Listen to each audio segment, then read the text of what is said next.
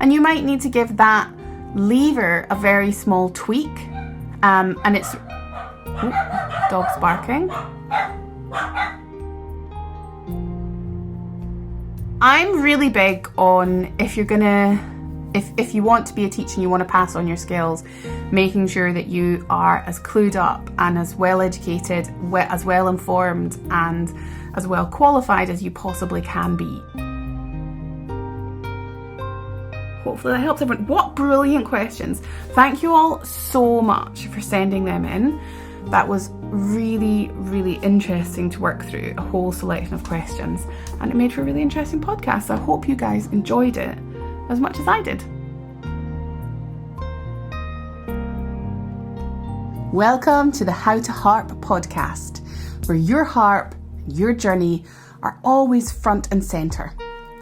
I'm Heather Downey, harpist and founder of How to Harp, your online space for expert guidance and endless inspiration. Each week, we are here to empower, inspire, and encourage you, whether you're just beginning or many years into your harp adventure. From chats with world-class professionals to real stories from everyday harpists, to practical tips you can use right away. This podcast is all about helping you feel happy, confident, and fulfilled with your harp.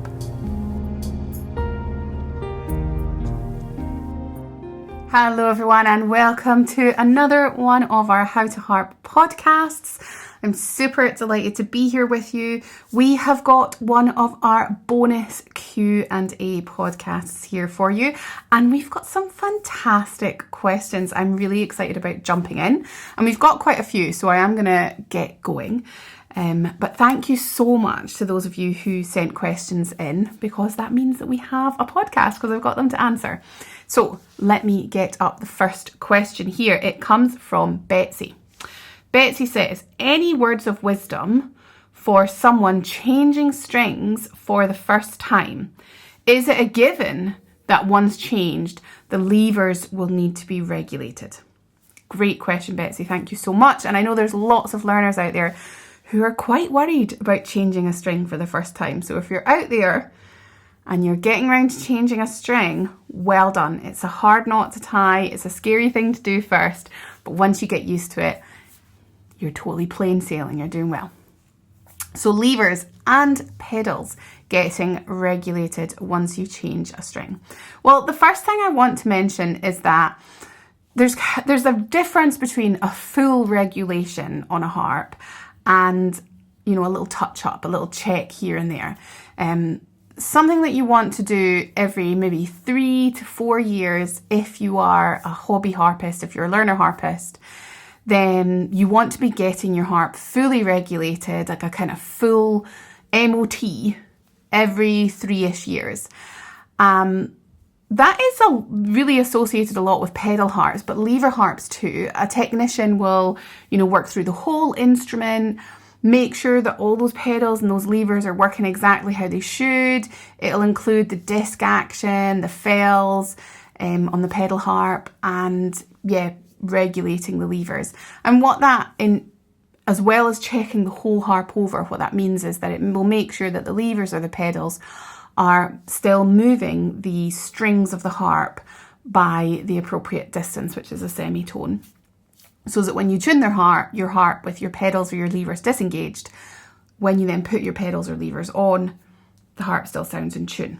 So we want to make sure that that's happening for sure. But this is something that you want to get done, every 3, maybe 4 years. Make sure the harp's in real top order. If you're a professional harpist and you're using your harp a lot, you might want to have it done more than that. And it depends on how much you're using the harp. Now, the other thing, what we're talking about here is kind of more like a very slight checking, just checking in with the lever after a string has been changed. Now, changing a single string shouldn't require a full lever regulation. It shouldn't need you to check many levers. You might want to check the lever on the string that you have actually changed. You want to make sure that you're replacing like for like, so the same gauge and the same material And if you do that, then the lever should be pretty accurate to what it was before. And it certainly shouldn't change anything around it. It's almost always accurate and you don't need to touch it, but it is always worth doing a little quick check of the string.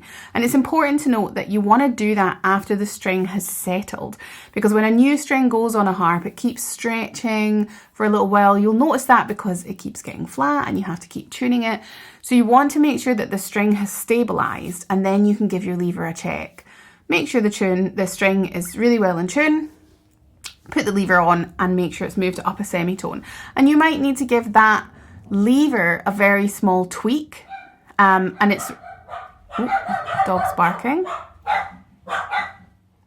And you might need to give that lever a very small tweak. But you shouldn't need to do lots of regulation. You shouldn't need to do a lot of work on that lever. And if you have Camac levers, they're very easy to adjust using the Camac tools. It's an easy job to do. So I would say, in answer to your question, a quick check on that lever that you've changed the string on. It shouldn't need a whole lot of work, but make sure you're getting your harp serviced. Sorry about the dog. Serviced regularly to keep it in tip-top condition. And when I say regularly, you're maybe talking about every 3 or 4 years. And Digit agreed with that there, as you heard.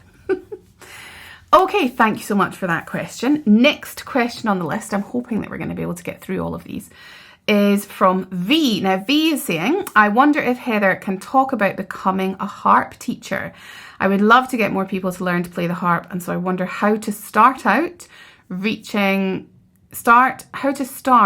outreaching ideas would be amazing. Cool. We understand. I understand what she's asking.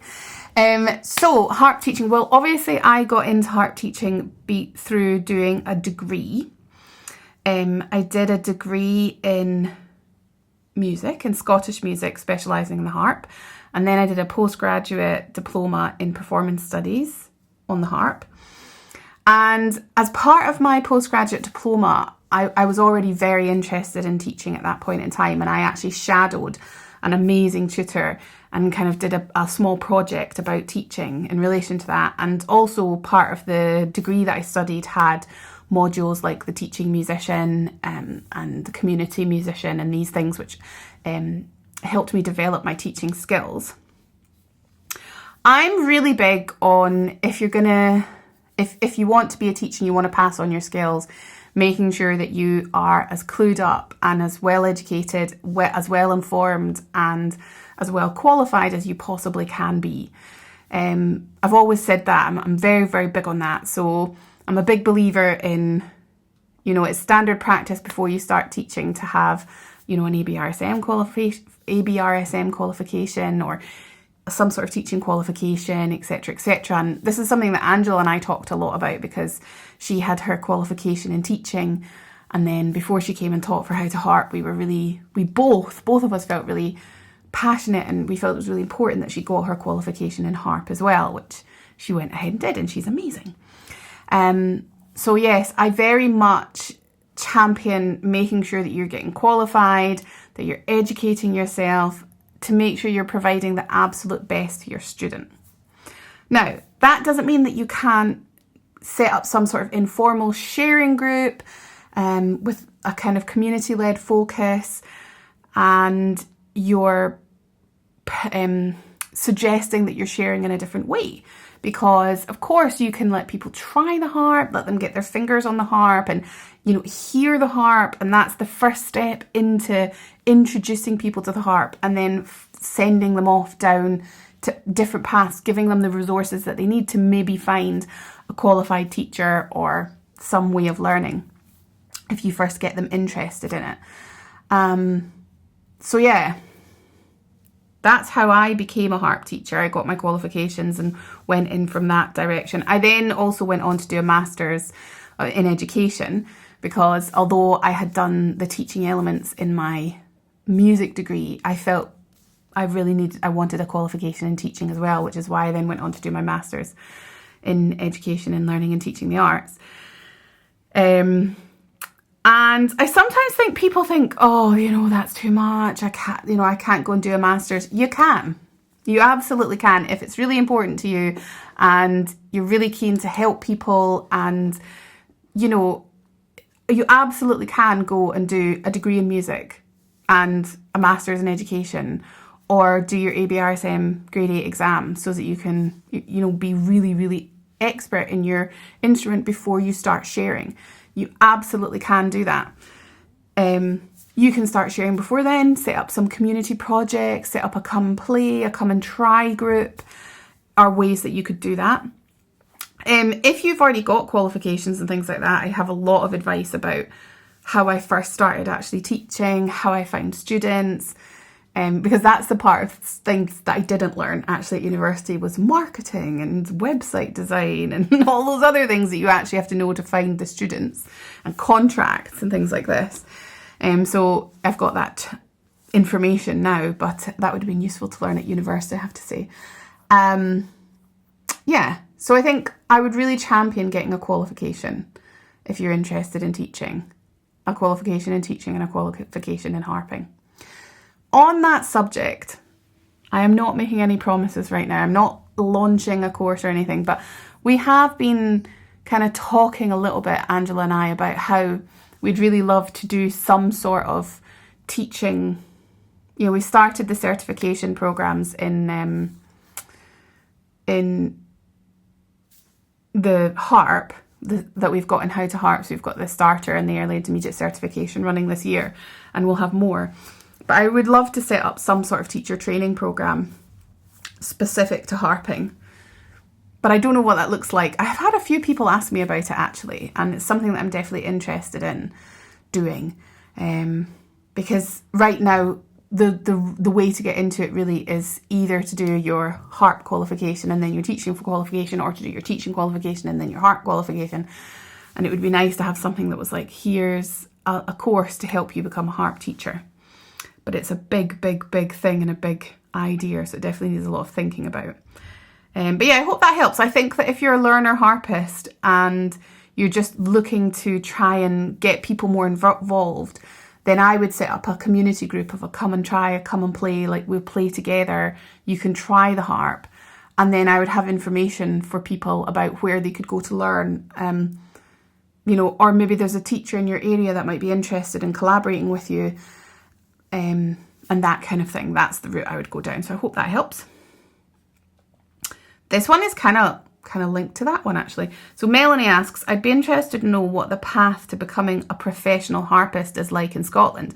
I'd love to hear about it starting as early as kindergarten age. Is there early music education? Do music classes in schools prepare students for this path? When do people decide they want to study harp?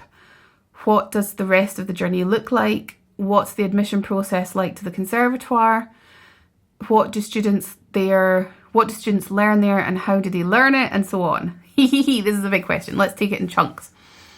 What is the path to becoming a professional harpist? I would say becoming a professional touring and performing harpist is different to becoming a professional tutor, although a lot of the time you'll find that someone who is teaching is also performing, and someone who is performing is also teaching. But to share your music, to go and perform and share music, I don't think, like, a lot of this is my opinions, but then this is my podcast, so I suppose I'm allowed to give my opinions. I think you can share your music at any stage. You don't have to get a degree in order to qualify you to be allowed to share music. You don't have to do that for teaching either, but when you're teaching, when you're sharing music on stage, you're sharing your music and you're sharing your emotions and you're sharing something that people can interpret in different ways. When you're teaching, you're guiding a person to come on, you're guiding a person into those things. And to me, that's a huge responsibility, and I take that responsibility very seriously. And that's where I think qualifications and a really deep understanding and a really kind of strong foundational base is really, really important.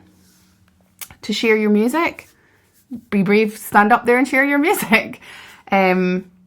There's a lot of harpists who are performing who don't come through any kind of formal education, and that's fine. And they're amazing musicians, and they don't read music, and they, in Scotland especially, because we're an oral tradition, and they get into it through, they maybe start playing at little local community events, and then, word of mouth spreads. They might start playing some weddings, and then, it snowballs from there.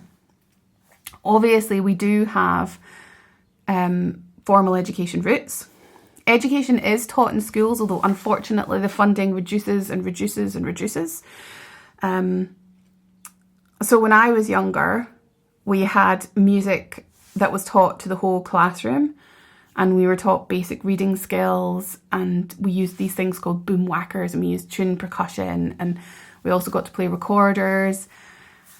And the teacher would come round and work with the classes, and then we also were offered to play. So I learnt piano lessons in school, and sometimes you get violins, and I don't remember having to audition for that, but I know that now kids actually have to audition to be able to learn those instruments, and sometimes parents also have to pay, depending on what area of Scotland you're in, or area of the UK you're in, for them to learn the music in schools.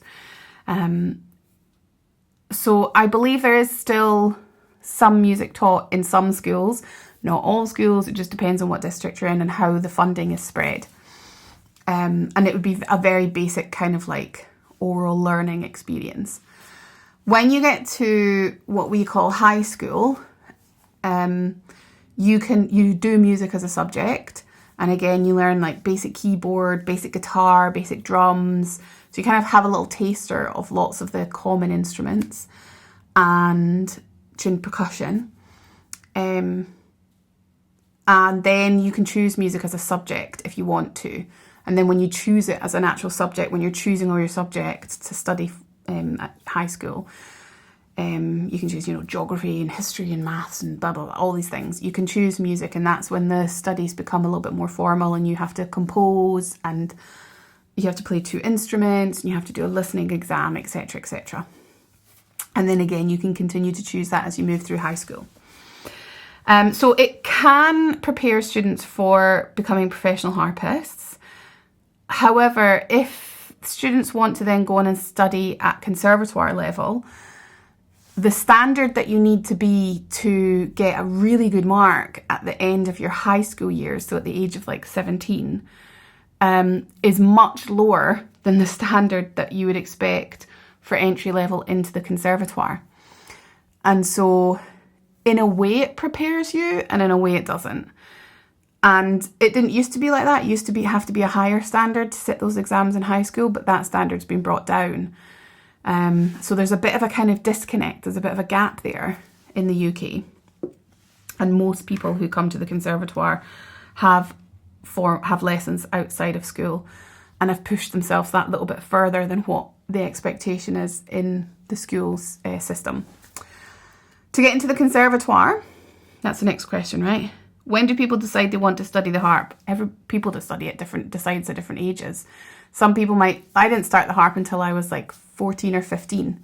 So I didn't decide I wanted to actually study it until I was like 17. Luckily, I was already studying music at school through piano, and I was always already involved in the orchestra and things like this. When I decided I wanted to study harp. But some people will know from being a very young age that they want to do that. What does the rest of the journey look like? What's the admission process for the conservatoire?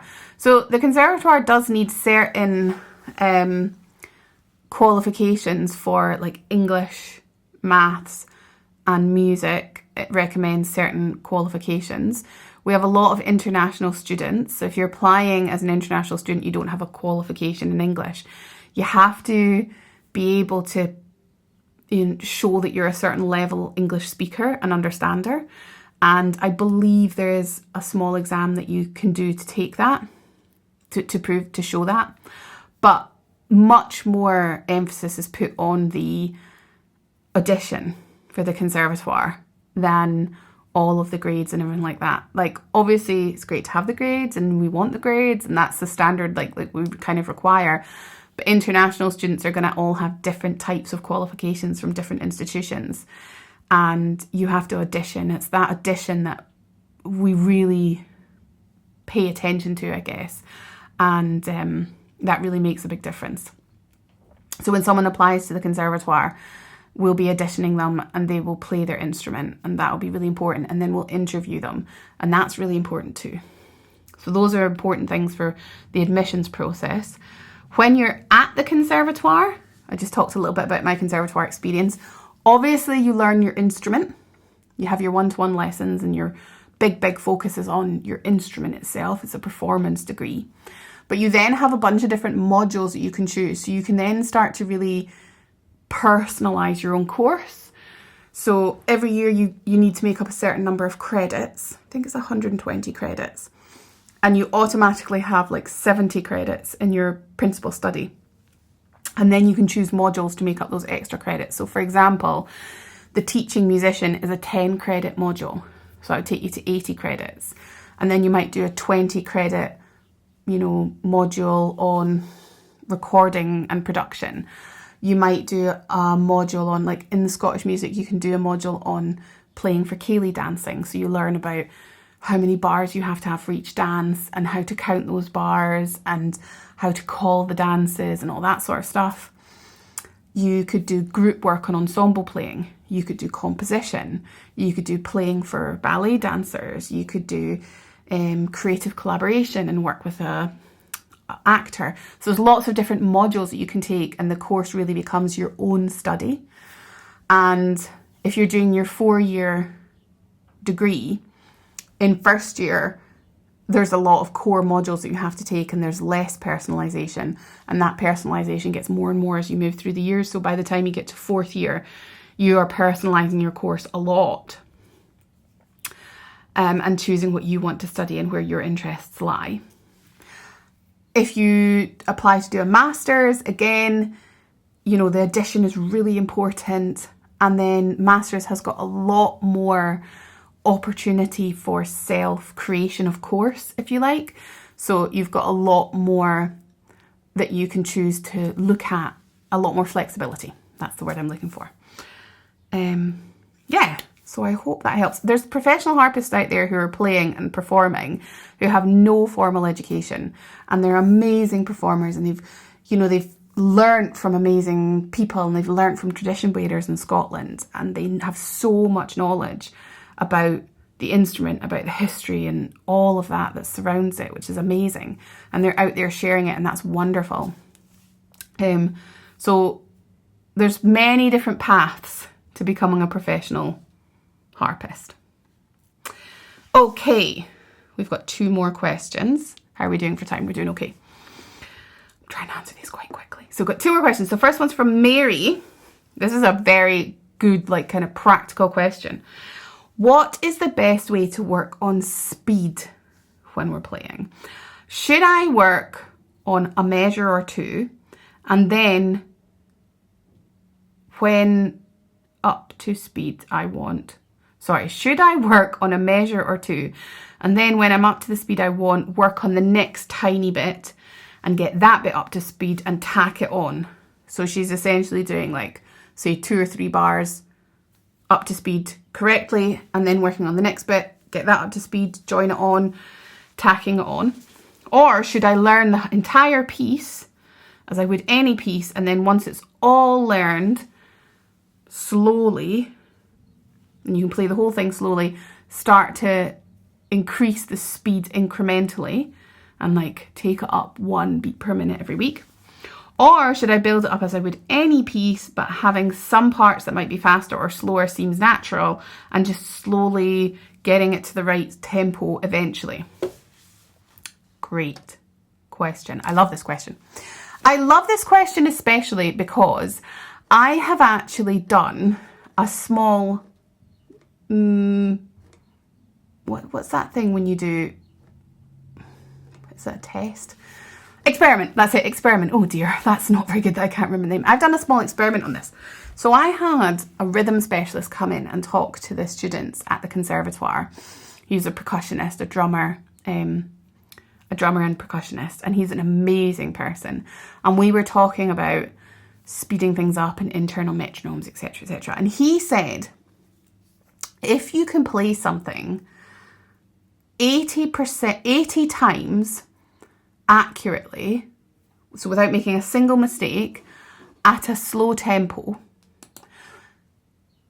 and you can play it 80 times without making a mistake, you'll be able to play that at any tempo.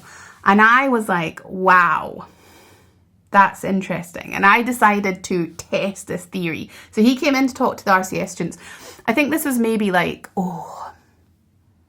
it's probably longer ago. I want to say that it was 5 years ago, but it's probably longer than that ago because time flies. Anyway, I was like, I'm gonna test this theory. So I took a passage of a really difficult piece of music. I think I chose Bach or something like that. It was hard, really hard piece of music. And this experiment took me about 6 or 7 months, if I recall. And I learned this passage at a slow pace, and I would practice it, I was practicing it, and I kept a little tally. I need to play it 80 times without making a single mistake at the slow pace. And sometimes I remember getting to like 66 and then making a mistake and being like, no, I have to go back to the beginning. And then got to that 80 mark. So this is why it took me so long, because I had to play it 80 times, one after the other, without making a mistake. And obviously that I worked it over a few days. So maybe one day I played it 40 times without making a mistake. And then the next day I played it 20 times without making a mistake. Joined them together, kept the tally. Got to 80 times. I was like, right, that's it. Play it at the slow pace 80 times without making a mistake. I'm going to go for the full tempo, put it up to tempo. Couldn't play it. So I tested the theory. For me, that did not work. Which I think is really funny. But in answer to your question, the options that you're giving here, they don't have to be rivals. It doesn't have to be an either or. And my answer would be, do all of these things in one. Because what you're describing here the different approaches solve different problems. And so doing it in more than one way isn't a compromise. It's solving everything. So let's just break this down a little bit. So let's take, first of all, should you work on the whole piece at one tempo and then slowly build that tempo up? Working on a piece as a whole brings you continuity. It brings you flow. And it also it can be a more joyous way of playing music. So if you take just a tiny little bit, that can actually get quite frustrating to stick to that one tiny bit. And there's also a problem with that as well that I'll talk about in just a moment. But it stops the piece kind of becoming this like string of disconnected islands like floating in the sea. So you want to have a continuity through the whole piece. And speed it up slowly. I'm going to talk about the next idea in a moment. So you want continuity through your piece. You want to play the whole piece at one tempo to bring continuity. You also want to break down your piece into little sections and work on them slowly and a little bit faster and a little bit slower again. Because you've got scary little bit. There's an island out there that's scarier than a different island. There's one island that is got a beautiful beach and it's also got lovely coconuts for you to drink. And you can relax on the beach. And there's another island that's just full of trees and looks dark and ominous and really scary. Not all sections of your piece are created equally. Just like not all islands are created equally. So some of the little sections are going to be really challenging and some are going to be less challenging. And you're always going to have to work on those more challenging little sections more. So we're always taking sections out of a piece of music and working on them on their own. So yes, you also want to break down your piece and work on it in little sections. I'm working on this little island. That little island actually feels okay. I don't need to work on that as much as this little island, which needs more work. So those scary little bits become less scary. And that kind of two-pronged approach helps you work on the bits that need the work and the continuity in the piece. Now, one thing I want to make clear is when you're working on the little islands, when you're working on the little chunks, make sure that you don't just then throw the islands together. If you work on the first 2 bars and then you work on bars 3 and 4, you then have to work on the bridge. You can't just push them together.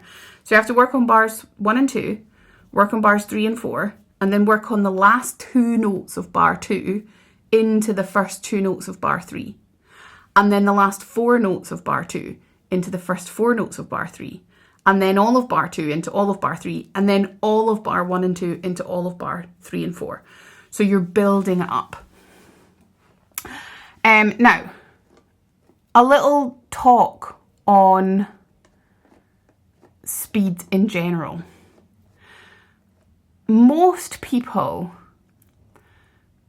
think about playing the notes faster.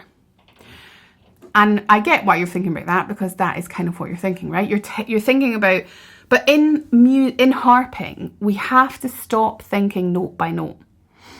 And we have to think about chunks. And this becomes really, really important if you're trying to speed something up.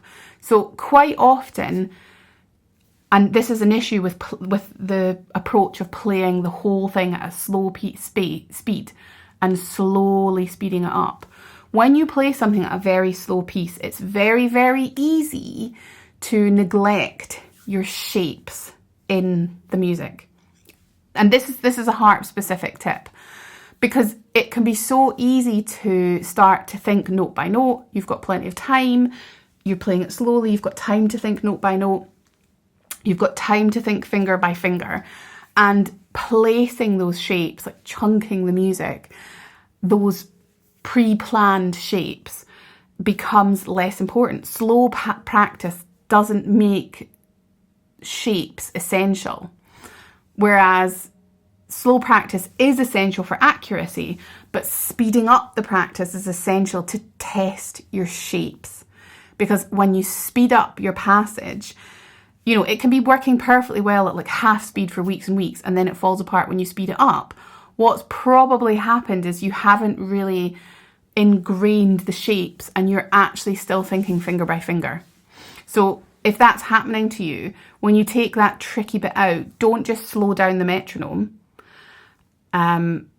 Really ask yourself, am I placing the shapes here? Because it's the shapes that are going to help you really get that speed. So take a tricky bit out, play it at a slow play it at a slow pace, but then speed it up. You know, play 4 of the notes really fast, or play one shape into the next shape fast or faster, and then stop and repeat that. Teach the hand shape and the placing of the hand shape, but not the grinding of even 2 bars. It's the hand shapes that you want to really work on improving. So also, when you are speeding up the metronome, what I'd recommend doing is speeding up and slowing down a little bit. So maybe eke the metronome forward by 3 beats per minute, and then go back 1, and then go forward by 2, and then back 1, and then forward by 3, and then back 1. Don't just constantly think about pushing. Yeah. So you want to think about that continuity as well. So when you're practicing the whole piece and you're speeding up in increments, do it like that. When you're practicing little chunks, make sure you're getting your shapes placing. The other thing I'd recommend doing as you get closer to the tempo is actually pushing the tempo further past. So if you can get your piece to, let's say you're trying to aim to get a piece to 100 beats per minute. If you can actually play at 112 beats per minute, then when you return to that 100 beats per minute, it actually feels like there's space to breathe and there's room, and you can start thinking about the shaping and the phrasing of the piece, and it becomes more comfortable. So push yourself past the point that's comfortable, so that when you play it at the actual correct speed, it really feels really comfortable. Remember about knitting the seams together, spoke about that. The placing. I think that's everything that I wanted to talk about on that. So yeah, so keep playing the whole piece at a comfortable tempo and eking it up. Keep taking little sections out. Concentrate on the placing of the shapes. That's your isolating like hard parts and working them in bursts. And remember to take it past tempo to help you, so that when you return, it will be nice and comfortable. Yeah. Okay, last question. How am I doing for time now? Ooh, I'm doing pretty good for time. So this is the last question, and it's coming in from Linda. Thank you so much, Linda, for sending in a question. And this one's an interesting one, so I'm going to start this with a little caveat. No, let me read the question first. I have a question about playing harp during the heat wave we have in the southern part of England and most of Europe. It has been very hot. Firstly, is there any detrimental effect on the strings or harp if it is played, obviously not outside, but in the house? I mean, I played my harp outside, but we'll come to that. Obviously not outside, but in the house with the windows open and having temperatures of 30 to 35 degrees. I'm not sure what the relative humidity is. Secondly, when playing and naturally touching the harp with the right arm and shoulder, does Heather have any advice other than putting a towel on knees or a tea towel on the shoulder so we don't damage the harp? Finish. Great question. Okay, before I answer this, I want to say I'm not a harp maker. I know a little bit about, obviously I know about looking after my harps, but I think if you ever have, I think it's always a great idea to go to your harp maker and ask these questions. They're going to know the most about your harp. When I've spoken on these topics to Jacques, who makes Kamak harps, and those are the harps that I play, he always tells me not to worry about it. Like, I take my harp outside. I don't play at weddings so much anymore, but I used to take my harp outside to play at weddings all the time. I was playing at the Royal Highland Show a few weeks ago, and you know, it was crazy rain. Yes, I was under canopy, but there was still moisture in the air. It was roasting hot last week. I went outside to play. Jacques always says that his harps are made really well and they're going to tolerate this range that I'm playing them in. He always says to avoid extreme and rapid swings. But I feel like when he says that to me, he means don't play in a desert and then in a rainforest. But I don't want to put words in his mouth. So what I would say is I have spent years hauling my Kamak harps around Scottish weddings, around England, in France and Germany, on tours, and I have never had a single problem with my harps. Not a single one. Let's talk about playing indoors at 30 to 35 degrees. I don't think you're going to have any harm in this. You don't want to leave the harp sitting beside a window, you know, with the sun blaring down on it for the whole day. But I don't think you're going to have ambient heat, you know. You want to be thinking about anything that's going to trouble the glue, anything that's going to trouble the timber.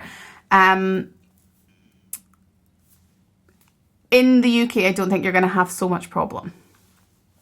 Direct sun into the room, you know, usually is going to move very quickly.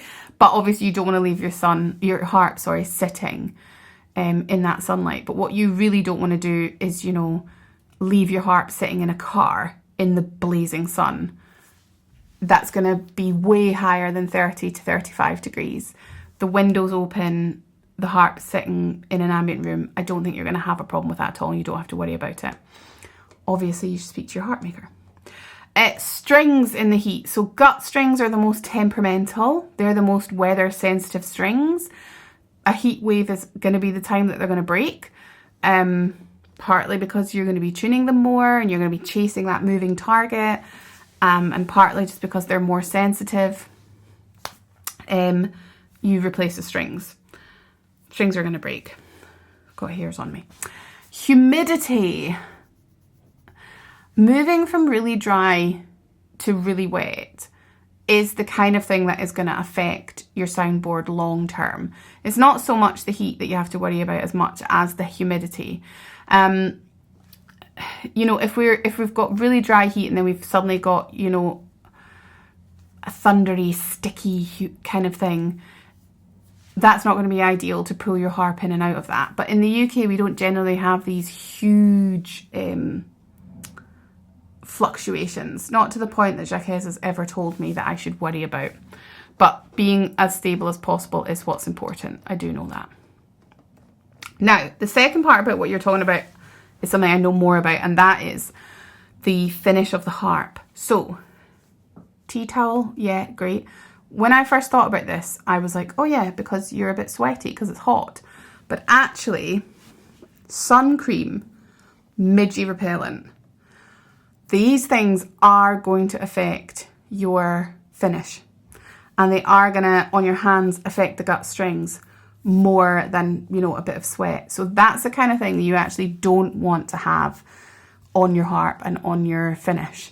So yes, I would say a tea towel on your shoulder or something like that. I would probably just choose to wear something very, very light with longer sleeves, so that the parts of me that I've maybe have put sun cream on aren't touching the harp. So it's some sort of very light material that is going to be touching the harp. So yeah, I don't know if that helps. Hopefully that helps. The harp indoor is fine. Try not to let it sit in the direct sun. It might need a bit more tuning.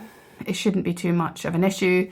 Be careful of the dryness to suddenly going super, super wet. It doesn't happen that often in the UK, so I don't think you have anything to worry about, Linda. Speak to your maker. If you're ever in doubt, speak to your harp maker. But make sure you keep sun cream and insect repellent away from the finish of your harp. I would just wear a long sleeve top and trousers. Hopefully that helps everyone. What brilliant questions. Thank you all so much for sending them in. That was really, really interesting to work through a whole selection of questions, and it made for a really interesting podcast. I hope you guys enjoyed it as much as I did.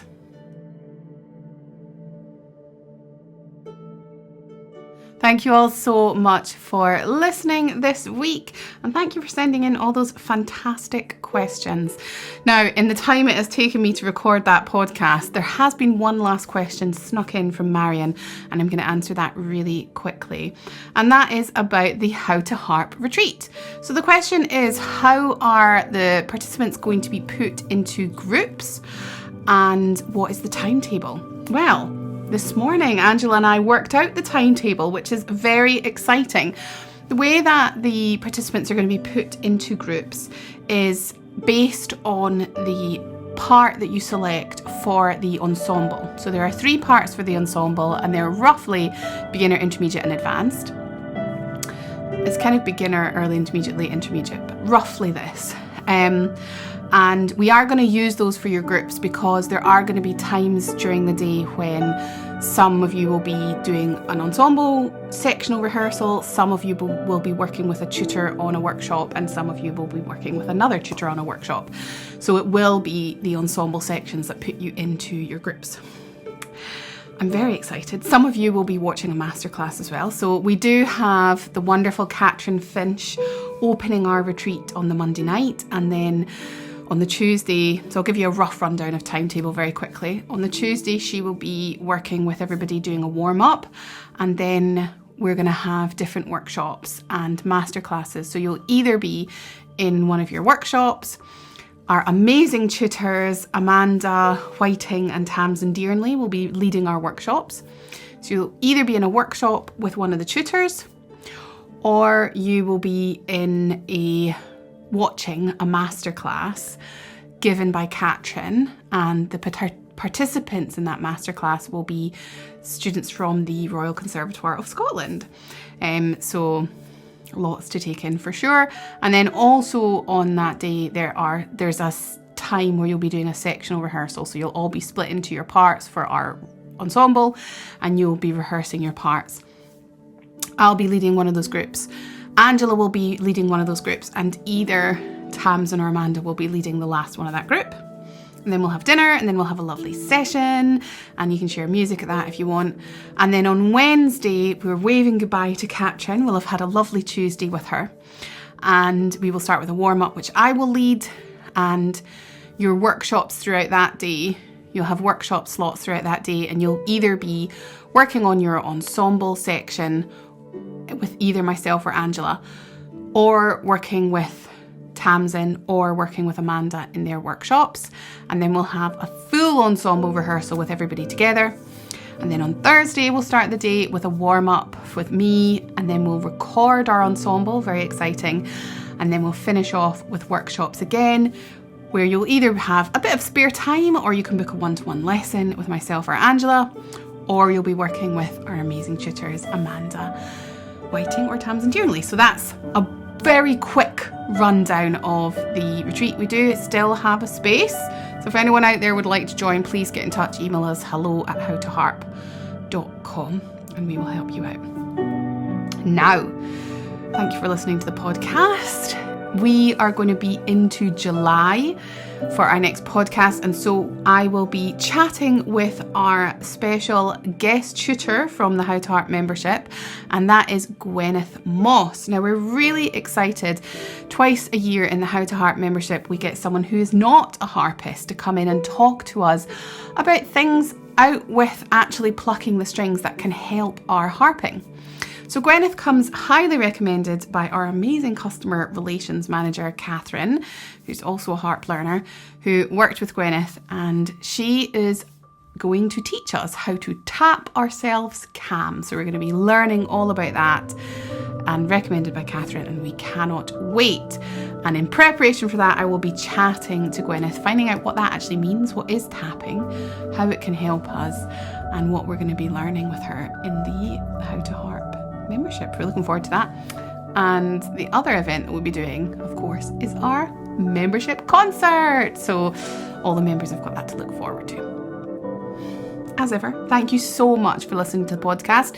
If you have enjoyed it, please do like, subscribe, leave a comment. That helps us so much. And I'll see you next week when I'll be chatting to Gwyneth Moss.